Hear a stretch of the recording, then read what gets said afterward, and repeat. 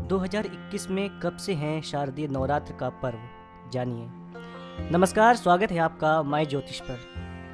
पितृपक्ष के बाद शारदीय नवरात्र की शुरुआत हो जाएगी।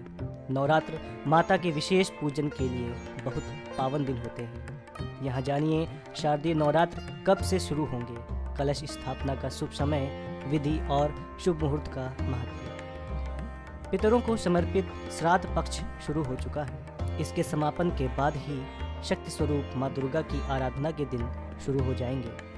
अश्विन मास में पड़ने वाले 9 दिनों के दुर्गा पूजा के इस पर्व को शारदीय नवरात्र के नाम से जाना जाता है। ये पर्व देश के तमाम हिस्सों में तरह तरह से मनाया जाता है। इन दिनों में माँ दुर्गा के 9 स्वरूपों की पूजा होती है। इसके लिए घरों में कलश स्थापना और अखंड ज्योति प्रज्वलित की जाती है।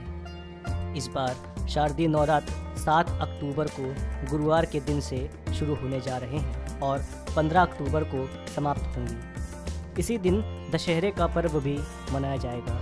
यहाँ जानिए कलश स्थापना के शुभ मुहूर्त और विधि के बारे में। कलश स्थापना का शुभ मुहूर्त। नवरात्र के पहले दिन कलश स्थापना की जाती है और इसी दिन अखंड दीपक जलाया जाता है।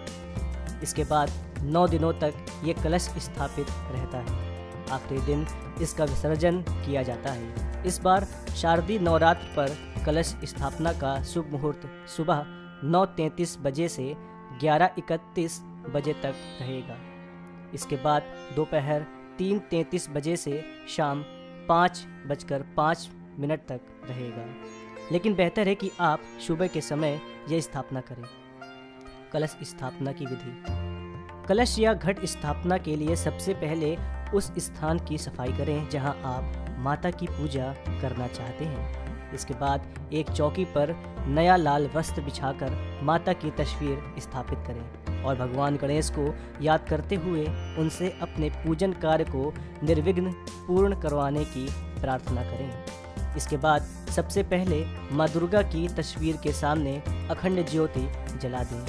इसके बाद एक मिट्टी के पात्र में मिट्टी डालें, उसमें जौ के बीज डालें।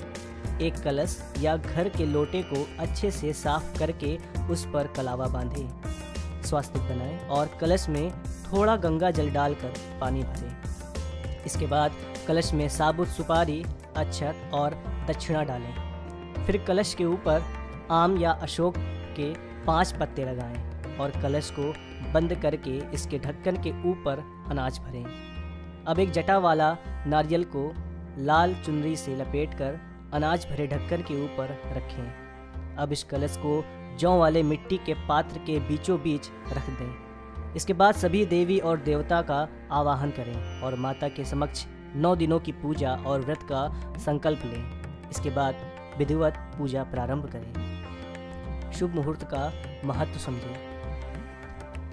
वैसे तो भगवान की पूजा कभी भी की जा सकती है, लेकिन कुछ विशेष पूजा में शुभ मुहूर्त देखा जाता है।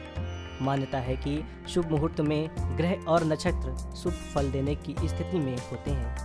ऐसे में पूजन के समय किसी भी कार्य को करने में बाधा नहीं आती। शुभ मुहूर्त में आप जिस कामना के साथ पूजन को सफल तरीके से करते हैं, आपको उसके बेहतर फल की प्राप्ति होती है और मनोरथ सिद्ध होते हैं।